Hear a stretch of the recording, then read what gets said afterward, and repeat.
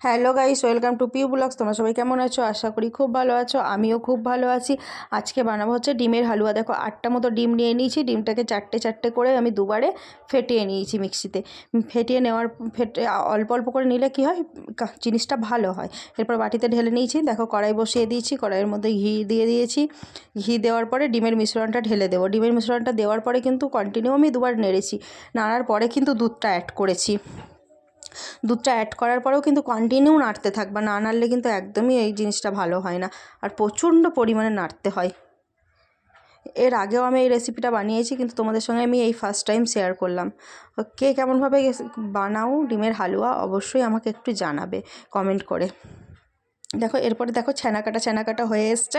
এরপরে দেখো ফুটবে, কন্টিনিউ ফুটবে। যখন জলটা একটু মরে আসবে তখন তোমার এর মধ্যে চিনি অ্যাড করব। দেখতেই পাবে কখন চিনিটা দিচ্ছি। এর মধ্যে কিন্তু ফুড কালার অ্যাড করতে পারো, আর যদি এরকম প্লেন খাও কোনো কালার ছাড়া তাহলে তোমার কোনো কালার দেবে না। এর মধ্যে আমি একটু ফুড কালারও অ্যাড করেছিলাম, সেটা আমি হয়তো তোমাদের সঙ্গে শেয়ার করতে ভুলে গেছি। এর মধ্যে কামধনু রং বা হলুদ, যদি সেটা না থাকে হলুদটা দিয়ে দিবে, তাহলে হলুদের গন্ধটাও চলে যাবে আর কালারটাও হয়ে যাবে। দেখো চিনিটা বললাম, চিনিটা দিব।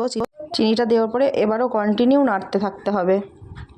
দেখো নাড়তে নাড়তে দেখো কালারটা অটোমেটিক চেঞ্জ হয়ে আসবে। যখন জলটা শুকিয়ে যাবে তখন দেখো খুব সুন্দর কালার আসবে।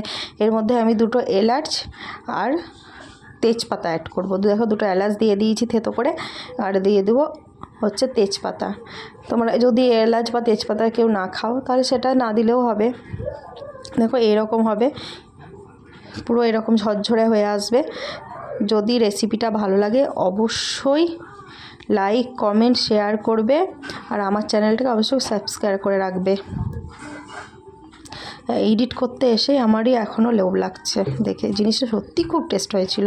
তাহলে চলো আজকে এতটাই, আবার দেখা হবে নেক্সট কোনো ব্লগে। টাটা।